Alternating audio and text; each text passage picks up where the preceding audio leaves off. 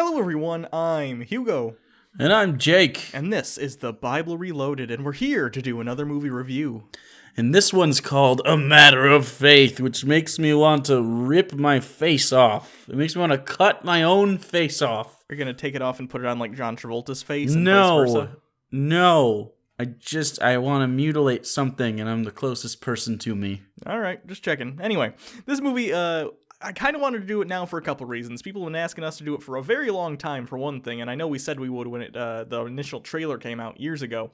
But also, God's Not Dead 2 recently came out, and this movie has a very similar premise to God's Not Dead 1, and a very similar style. You'll see what I mean as the movie goes on. Not only that, but it's also on Netflix streaming now, so if you want to put yourself through an hour and 27 minutes of torture, you too can go watch this movie, though I wouldn't recommend it unless you have alcohol and or drugs.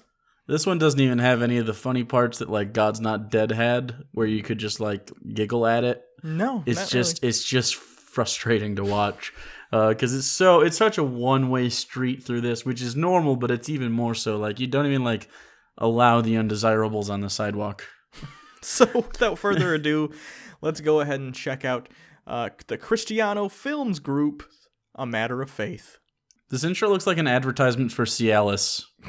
Bathtubs? You think there's going to be some bathtubs on, like, a mountain somewhere?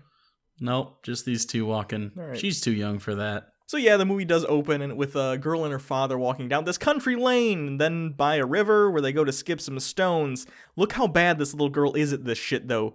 Like, shouldn't this have come up at the audition for this little girl? Hey, the one thing you need to do is skip stones. Can you do that? This little girl said no, and they said, fuck it, no one's gonna notice. I noticed. So as she's walking down the bank, she sees this 50-cent piece, and as she's about to grab it, a boy who's also on the bank with her steals it from her, and she is shocked. 2 minutes in and I already hate a child in a film. This is a new record for me. Cut to years later, and her dad, who has grown into a John Stamos impersonator, is giving a speech for his daughter who's leaving for college. Well, I'm not much for making speeches, but on behalf of her mother and I would like to thank you all for coming to Rachel's going off to college party. This is the moment I've been waiting for. Dad. Was that a joke? I wouldn't have known that was a joke if not for the group of underpaid actors and their fake laughter. What I meant was the moment I haven't been waiting for. And then he immediately and clumsily retracts the joke. I don't know what's happening. Are we supposed to giggle or be sad? Rachel, we love you so much. We are very, very proud of you. It was nice of them to wait until she was in her 30s to send her off to college. So as she's about to leave, the dad puts $50 in her Bible.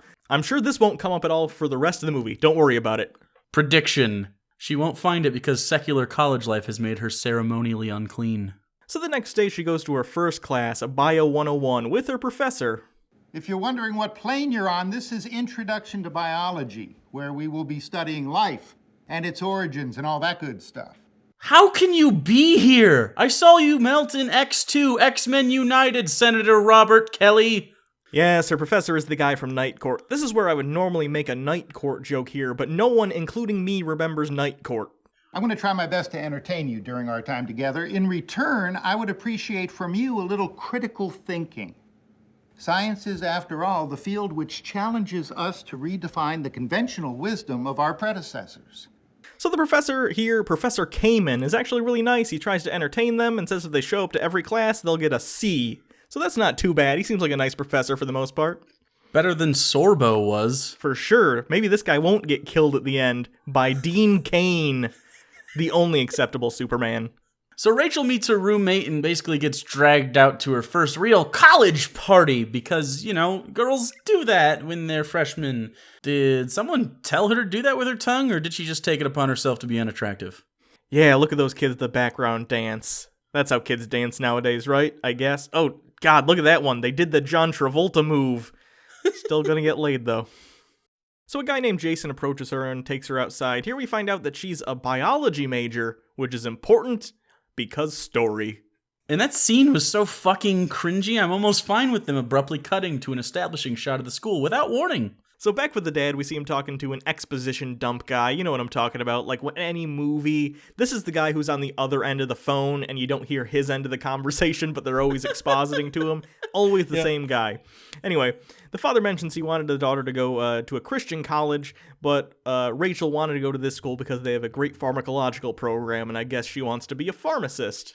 So Rachel and her roommate are talking about the Jewy kid.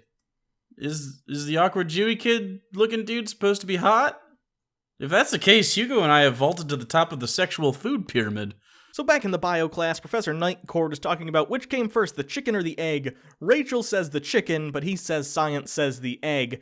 She is incredibly dejected by this simple fact. Funny, true story, I think it was my mom or it was someone at my old school when I was in Christian school. They also hated this question because they said it's obviously the chicken because Genesis. So this is a real problem someone might have. It sounds ridiculous, but I guess it's a thing.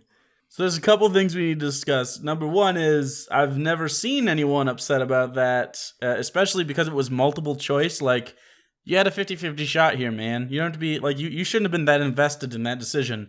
Number two, that was the most bogus answer to that question. The egg. The egg came first. Scientific research of the fossil record and the diversity and similarity of living organisms has convinced most scientific minds that complex life forms evolved from simpler life forms. The correct answer is egg, but not because it's simpler. It's because chickens are descendants of things like the T-Rex. They laid eggs, although they were obviously not the same as your standard chicken egg today, and over millions of years they evolved into what we'd consider a chicken. Add to that our selective breeding practices, also known as artificial selection, and you get the modern chicken. And I know some of you are Christian and for some reason think evolution means bigger, faster, stronger, so how could chickens come from T-Rexes if they're obviously not any of those things? The answer is that the T-Rex and its peers experienced an extinction event and it made getting resources a struggle. This scarcity made it hard for large animals to maintain the caloric intake they needed, and many starved to death. Smaller animals began to have the advantage because they were smaller, so needed less energy. This gave rise to the mammals, actually, and here we are. You're welcome, movie. I just gave that lesson for free. So now we're introduced to this kid who is tasked with going through the old archives of the newspaper, the school newspaper, and did we just get introduced to a new character or something? Like, I'm disoriented. I don't know why he was here. And it turns out he's not that important. Later in the school dining hall, her new friends convince Rachel to prank some dude with some eggs. I think this is supposed to show she's given into peer pressure or something, but really it was just a pointless scene. So for some reason, we have the two professors talking to each other over the phone about the plot of the movie. Just calling to get your topic for the October debate. I'd like to promo it at the one we're doing tomorrow night. I thought we were going in November. Originally, yes, but it got switched around. You didn't get the memo? Dear screenwriter, we don't need administrative phone calls to establish a debate. You could just mention it in the class, like organically. Instead, you clumsily write an expository scene in what can only be described as a 60-second showcase on your inadequacies as a human being. Later at the dorm, Rachel's friend asks if Jason is still calling her. This is how I know the movie was written by old people, because if this was real, he would have texted her 6 pictures of his penis and then called her a bitch when she said she doesn't want to see that shit. In the library later, Tyler, the guy she cracked eggs on as a prank, goes to talk to her and invites her to a school debate event that's happening tonight. So I guess they're sort of dating now or something. I don't know, it just kind of happens. Either way, he's definitely, like, she's in the spank bank now. Picking you up. What? You and me. We're going to the debate. I don't know. I think that a certain someone at this table owes another someone at this table a small favor. If he wasn't so dreamy, that would have felt more rapey, I bet. That weekend, Rachel goes home to visit her parents. The dad asks if she found a church yet, and she says she's been too busy. But that Sunday, they're on their way to their church, and the dad grabs her Bible, and oh no, the $50 is still in there. She hasn't been reading her Bible like all week or however long it's been. This movie is about to pop off. This was the moment he thought about getting mad at her, but instead, he just took the time to marvel at his gorgeous fucking kitchen. Do you see that? What is that plant? I don't even know what that plant is. It's just fancy white people plant. So this prompts the dad to Google her biology professor, and he has this conversation with his pastor. The guy's an evolutionist and a big proponent of it, Pastor. He's written several published articles. I mean, it's a long list. And there's nothing in the whole course description about biblical creation as even a plausible alternative from what I can see. Yeah, he's a fucking biology professor. He's published several articles. The pastor even says, yeah, you didn't know, like, all public schools teach evolution? Even some Christian schools are doing it. That's what he says. I assume he's talking about the dirty, dirty Catholics. Anyway, he says he's going to go talk to the professor, and I'm sure this is going to go super well. Why do fundamentalist Christians think that evolution is incompatible with their belief? If you can explain away the problem of evil, you could certainly make room for the earth is old in your belief. And then the dad goes on to say, why don't we just teach both? The Christian Bible and Genesis, and then evolution. The answer is because biblical creation isn't the only other non-scientific means of describing the origin of the earth, humans, and the universe. If we open it up to other religious beliefs, then it would have to span every major religion, including Hinduism, alt-Abrahamic religions, Buddhists, Scientologists, Mormonism, Jainism, various indigenous religions, and several more. You'd get so bogged down in myth it wouldn't even make a difference. There seems to be this myth that the scientific community is made up of Jesus-denying atheists, when really it's a pretty decent sample size of the various beliefs and backgrounds throughout humanity. There are many believers that are biologists, physicists, engineers, etc., and the overwhelming majority of these people, believe it or not, accept the evidence for evolution and the related scientific discoveries. If that was too hard for you to digest, here's a smaller bite. Science is objective, and at the moment, it doesn't find the biblical creation story to be factual. So the next class, Professor Kamen is talking to one of the students who's on the track team about how even though he isn't that impressive by today's standards, I think he says he's like third or something on his team, and he's like probably like 40th in the district or whatever they're in. Sure. But by the standards of the 1896 Olympics, which were the first modern Olympics, he would have won gold. He says that this is an example of evolution, and then he talks about technological evolution. You can tell this movie is written by people who have no idea what evolution is or have ever taken a college-level biology course, so they're just imagining these fake bad arguments that must be going on behind these academic closed doors because the writer doesn't understand what he's talking about. Meanwhile, Rachel looks distraught at first, but slowly seems to come around for some reason. I don't know why. The script told her to, so the actress said, "I'm getting paid, time to smile." So later in the library, Rachel meets this guy, Evan, who says that Professor Kamen is wrong. He might be charismatic, but that's all he is. By the way, Rachel,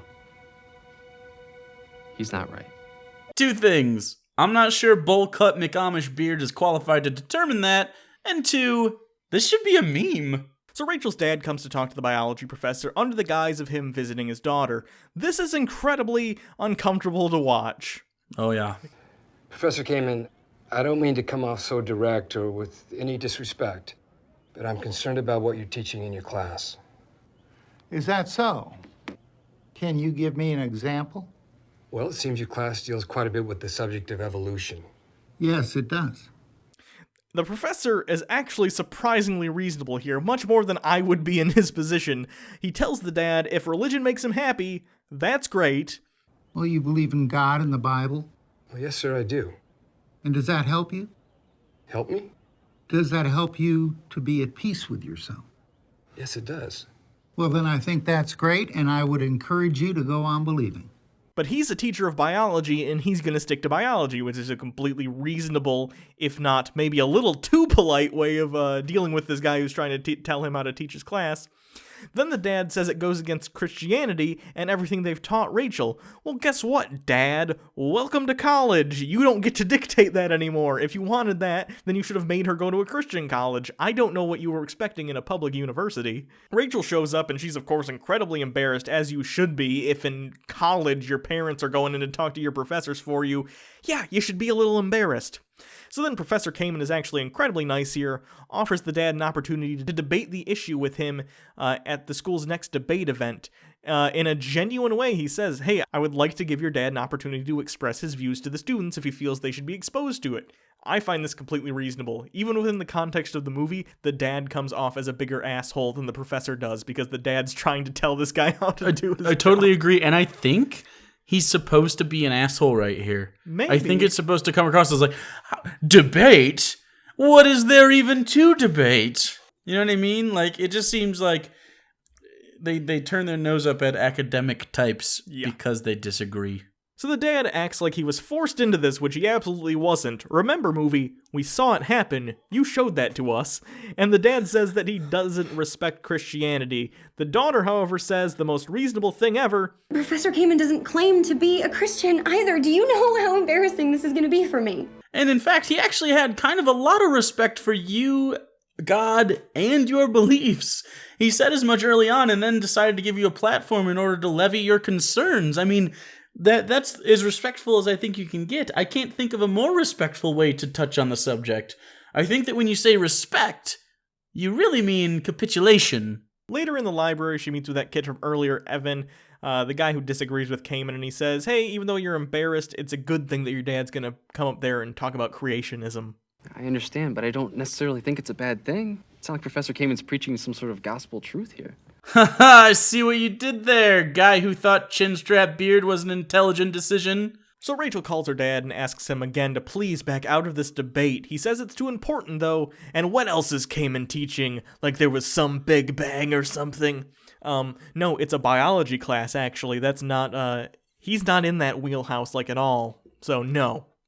Right, the Big Bang has nothing to do with biology, bro. Even if God created the universe and you could prove it, evolution would still be true. So back to the paper, one of those students, the one who was tasked with going through all those old newspapers, found an old article from 12 years ago about Kamen apparently getting another teacher fired because he refused to teach evolution in his biology class. The weird thing is the kids are like, oh, what? And upset about this, but he wasn't doing his job. For a better explanation, if you are a Christian, you are a creationist, let me explain what this is like to you. And I'm not talking about even facts here. Here's how it is. When you are a professor of something, you are teaching that study, and you are teaching that field as best as that field is understood by experts. So, for instance, in biology, one of the biggest parts of biology is evolution. Now, let's imagine you were taking a World War II history course, and the professor happened to be a Holocaust denier, so they decided not to teach anything about the Holocaust. Now, is it their personal right to believe that? Sure, but when you're paying money for a course and they're being paid to do a job, and they're leaving out one of the biggest pieces of the curriculum, they should be fired because they're not doing what they're being paid to do. Back with the dad, he's reading what he says is a high school textbook, and he says verbatim, Listen to what it says in this high school textbook I picked up at the library. Humans came from ape-like ancestors. There is nothing supernatural about the origins of human beings. No, there's not a textbook on the fucking planet that is so defensive it feels the need to say the origins of humans are not supernatural. No shit. Imagine if you were reading an astronomy book and it said, like, other planets are balls of either gas or solid materials floating out in space. They are not the dead corpses of the ancient ones. Like, yeah, no shit. You don't need to say it. We know. It was so weird. And then the mom says, how can they say that and get away with it? I don't know, but they are. well, that's because it's factual. So Evan and Rachel's dad go on a walk together because Evan says he has some information for the dad.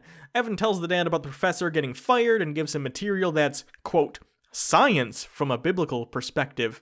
See, here's the thing, though. When you say that, it's no longer science if it's from any sort of specific perspective. The entire idea of science is taking subjectivity out of it and testing things in an objective way that no matter what perspective you're looking at it from, you can all pretty much agree what's going on. If you're saying science from a biblical perspective, all I'm hearing is, we did some kind of bullshit tests and we're looking at things, but at the end of the day, we already have the conclusion we want in our heads and we're going to make the evidence fit that.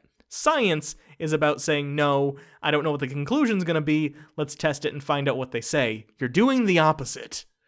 But the thing I'm more worried about is why this story is even about the debate, when clearly the more interesting story is the thick fog of sexual tension floating between handsome hazel eyes and obvious future barista here. They talk for a little while about some bullshit, and then the dad invites Evan, says, hey, come over here. I gotta be real for a second. I'd follow this man into whatever dark corner of the woods he wanted me to. I'm not even mouth-washing after.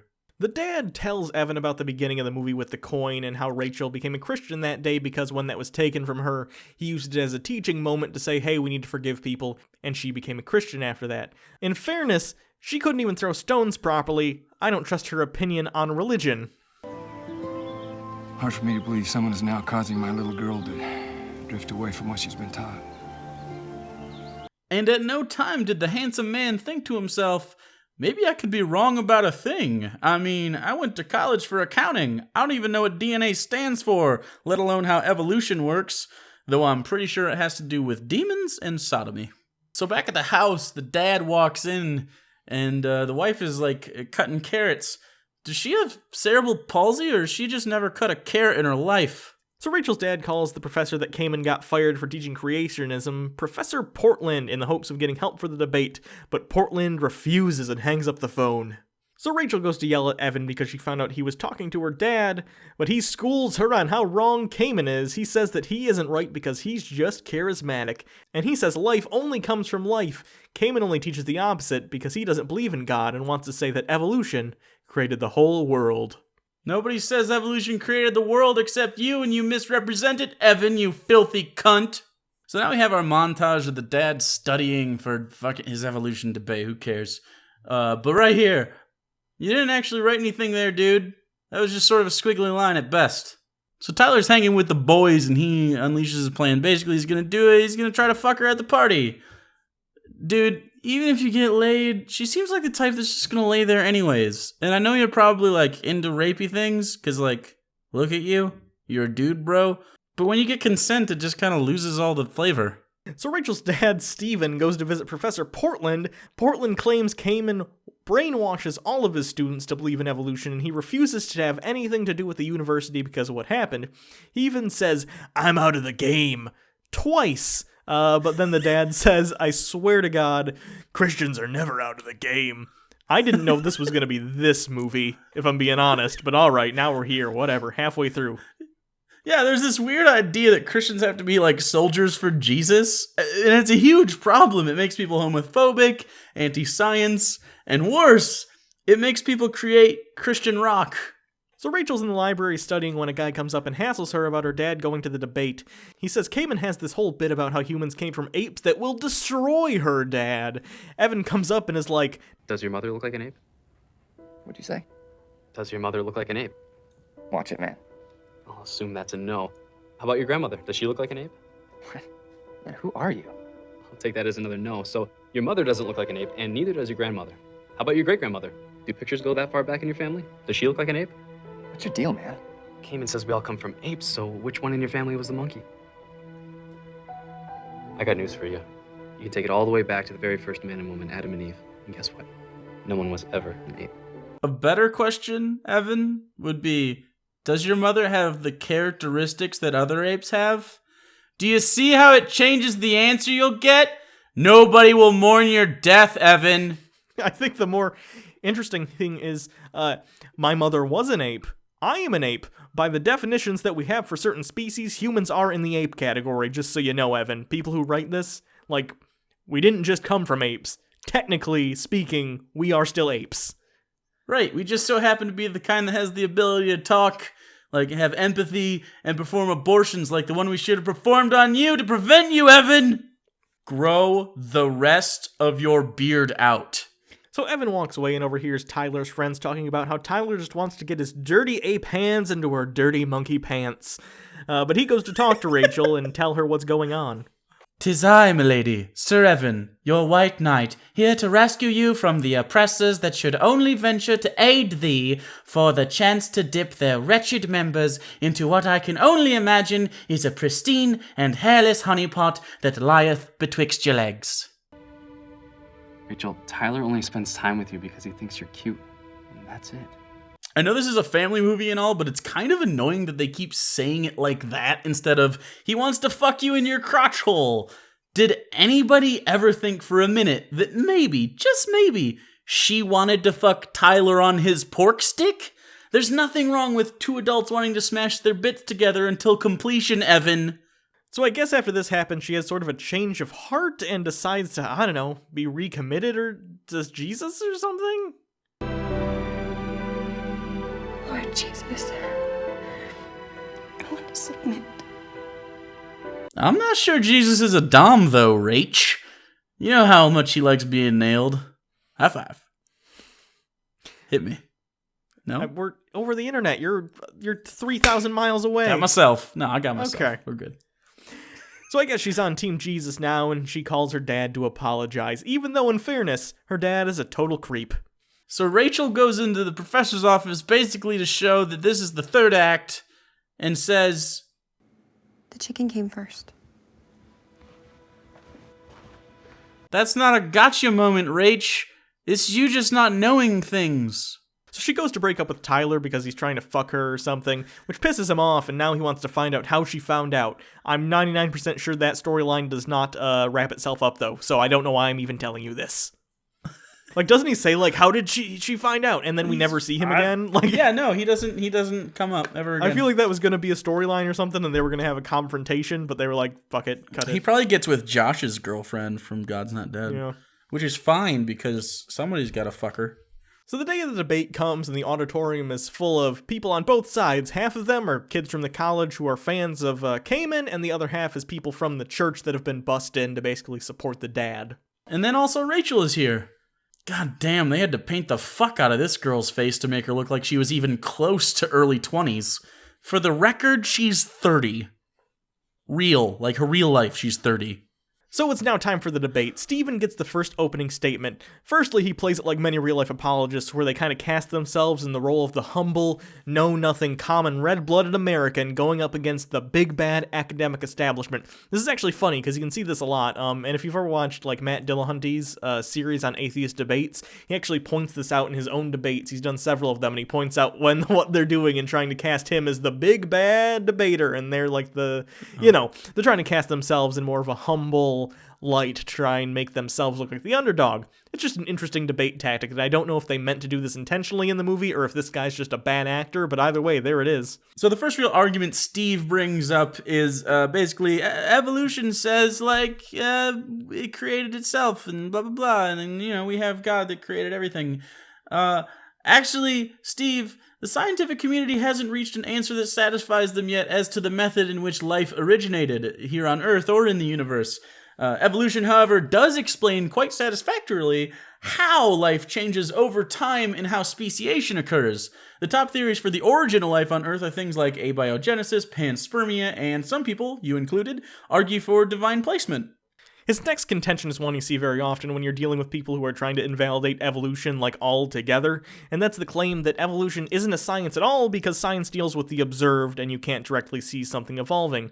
It's right there in the scientific method, and he is correct. Observation is an incredibly important part of science, but observation doesn't literally mean you have to see something happening right in front of you to validate it. It means that you can make observations about evidence that is available to you and come to reasonable conclusions about it after tests. And that's what you do with evolution. That's why you look at fossils and DNA and stuff like that. It's the clues left over. If evolution is a crime, the stuff like the fossil record and the DNA is the CSI cum shot that got left, and you use the black light. It's like that. They can observe things that were present during the time they were not, and gather data from that object or objects, relying on corroboration between those objects and the data therein in order to make reasonable hypotheses that can be tested, verified, retested, and so on. Every single day, evolution is put through this test, just like any other science. Thus far, it has been incredibly reliable. If it changes, we'll be sure to let you know. Steve then moves on to a rudimentary version of the beauty argument, like look at all the beauty and order in the universe. Yes, beautiful, design, and intelligence. Then he goes on to say that evolution is a religion just like any other. Wait, so this is a religion?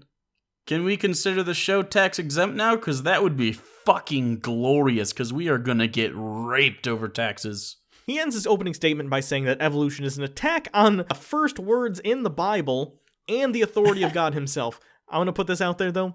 If reality is an attack on your beliefs, maybe it's time to rethink your beliefs and not claim you're being persecuted by real life.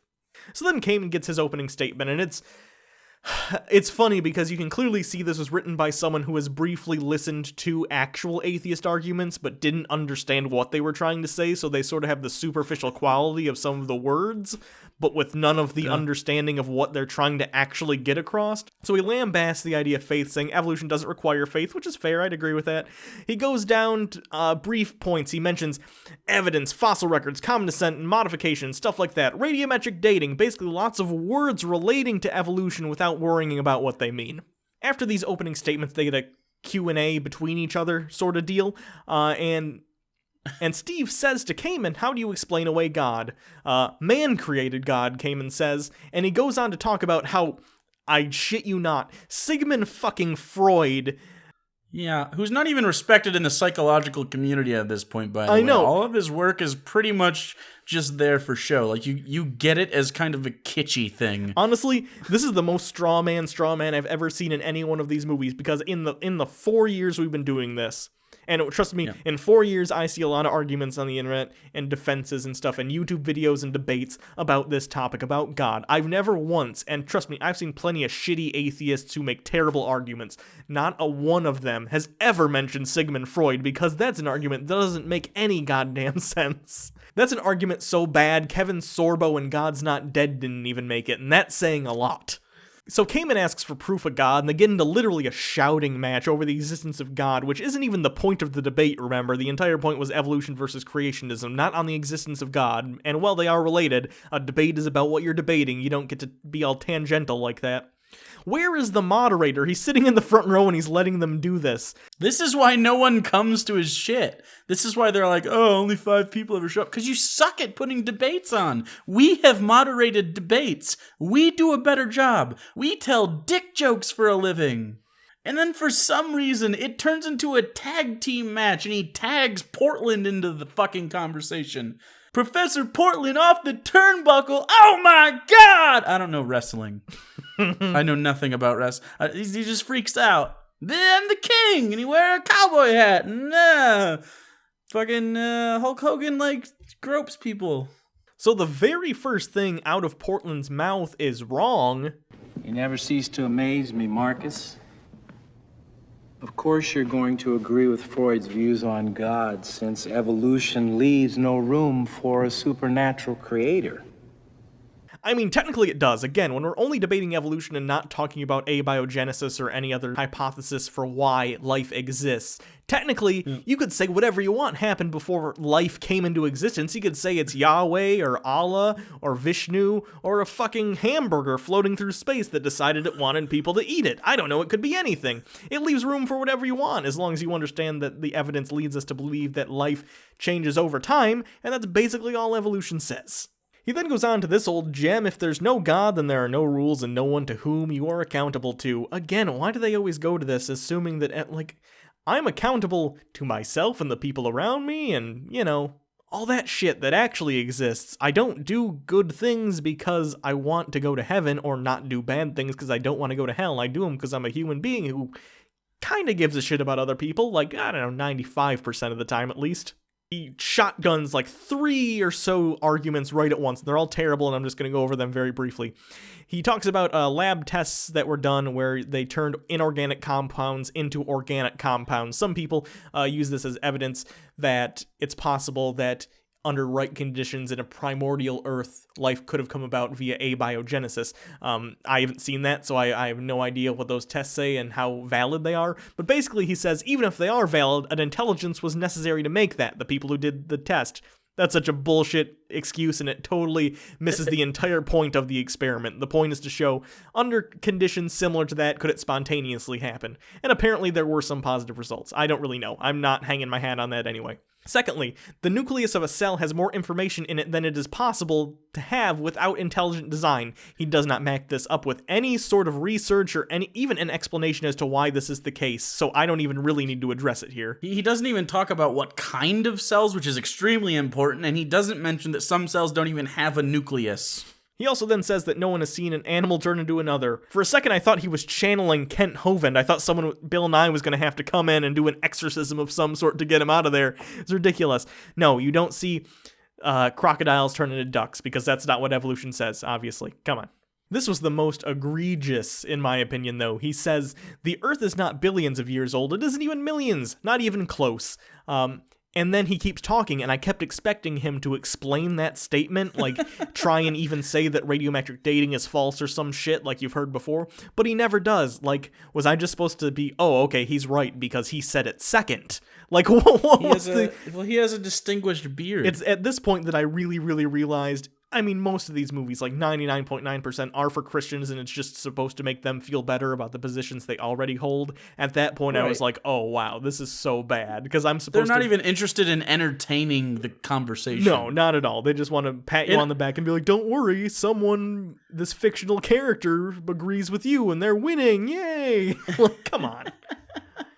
Then we get the big title reveal, and he says, To me, the most troubling aspect about this issue is that in our society today, evolution is being taught in our schools and universities across this land as a matter of fact. But no one can scientifically prove evolution, just as no one can scientifically prove that God created the world, since none of us were present to witness it. Both these teachings then become a matter of faith. Get it? It's the Boom, title. Panty dropper. Yeah. He goes on to fortify this position by saying, like, yeah, science is, it always changes its mind, and, the mind of men changes all the time, but God is eternal, and I'm firmly rooted in the belief that God exists. Like, for the record, never changing your opinion on a thing and instead saying firmly rooted in your belief is never good. If you ask genuine questions and still come back to the conclusion that God created the universe, cool. But never be satisfied with complacency. Okay, by the way, this has been going on with Portland talking for maybe 5 minutes, and this is the portion of the debate that's supposed to be asking each other questions. Cayman, we keep getting reaction shots of him every once in a while, but he's just standing there. This is not even a debate anymore. It has turned into a sermon. And you'd think, like, the guy that has been the proponent for evolution and reason the whole time, he would fight back. He'd fire back. He would not just take that salvo sitting down. And then when he's asked, do you have anything to say? He just goes, no. Again, I think the writers want Christians to say, see, this guy who's our fictional evolution expert doesn't have anything to say about this, so real life ones must not have rebuttals to it either. We're idiots on the internet, and I had a rebuttal to half this crap. I mean, don't get me wrong, are my rebuttals, like, golden? No, but at least I said something to rebut it, for fuck's sake. And they just walk away, and the moderator is like, you have anything else to add, Cayman? And like Jake said, he does not. It's like, nah, I'll just let this misinformation slide. This isn't even Christian fan fiction at this point. This is a Christian wet dream. So the next day, Cayman goes to his office, and his secretary says, like, you did a great job at the debate. No, he didn't. I know you need your job, but honestly, if I were you, I'd rather suck his dick than try and tell him he did a good job at that debate. Then he, like, looks at his chicken that he used for his presentation earlier, and that's the last we see him. I honestly thought this movie was going to end with either, like, his death, or he was going to change his mind, or he was going to quit. Nope, that's the last we see. He's just looking at his chicken. I'm assuming we're supposed to assume he's rethinking things or something, but I don't know. They could have threw in one scene. I don't give a fuck. It's a rubber chicken, and he keeps it in a box, which is super weird. Yeah, this is his second thing he's been in since Night Court. That's not true. There are other things, but they're less important than Night Court, which says a lot for his career. The next day, Rachel goes to see Evan and apologizes to him for being an evil evolutionist, and thanks him for correcting her. He asks her out on a date also. So they end up going on the date, and they walk around on the thing that we saw from the first scene when she was a little girl and skipping stones, and then he reveals that, hey, I was the kid that fucking stole that coin from you. Wow, we're all so shocked. Like, whoa. The funny thing about this is we didn't hear him mention this coin thing until after he was told the story by the dad, so I'm like 99% sure this kid is just lying about it. I mean, the tactic is different from Tyler, but the goal is he still wants your vag. It's really no different. I mean, although I would have rather fucked Tyler than Evan. Evan doesn't deserve to be fucked. So I guess that's the whole movie, and man, that one was rough. I mean, God's Not Dead is bad, but at least it's kind of funny in how bad it is. This one wasn't quite as funny, it was just frustrating, so I don't know if I can really recommend it unless you have, like I said, alcohol and friends to watch it with. I would only do it if you don't like yourself, I guess. Or if you have a friend that's maybe a Christian that says this kind of shit, and then it's a good way for you to frame it and be like, hey, would you watch this with me? Because I'd like to discuss this. If you're that kind of friend and you guys have like a debate friends, I have some friends that I like to have this sort of discussions with. I have one that I like to talk politics with, and they're wrong about everything. So, you can always tell us what movies you want us to do in the future in the comments. Yes, we will be doing God's Not Dead 2, but probably once it comes out on Blu-ray or DVD or whatever. Not paying to go to see that in the theater. Oh, hell no. You can always follow us on Twitter at Bible Reloaded. You can follow Hugo at Hugo Reloaded, and you could also subscribe to the channel and get more of our reviews whenever we do them. You can expect at least one a month. You can always donate to our Patreon campaign. We do a once-a-month patron-only hangout, and that's a lot of fun. We do it, and, we talk with you guys. We read a comic sometimes. It's been like 4 months since we did a comic, even though that was like a main thing we used to always do. But we've been finding other stuff to talk about, so... The conversation with the fans has been interesting enough that we don't need to fill it with things that we fabricate, so it's fine. But for only $1 a month, you could get access to that. And if you want to interact with us and you think we're pretty cool chaps, or cool lads, or cool bros, wherever you're from, whatever your colloquial term is for men, you should do that. Also, you can always go subscribe over at The Quran Reloaded, which is our channel in which we deal with stuff from the Quran, as you might imagine. Like here we do stuff with Christianity, there, Islam. So go check that out. Still no death threats, surprisingly enough. We'll see what happens. Anyway, until next time, I'm Hugo. And I'm Jake. And this has been The Bible Reloaded, and I miss the Sorbs. It's weird that I miss Kevin Sorbo. I can't believe I'd rather have Kevin Sorbo than unmelted Senator Robert Kelly.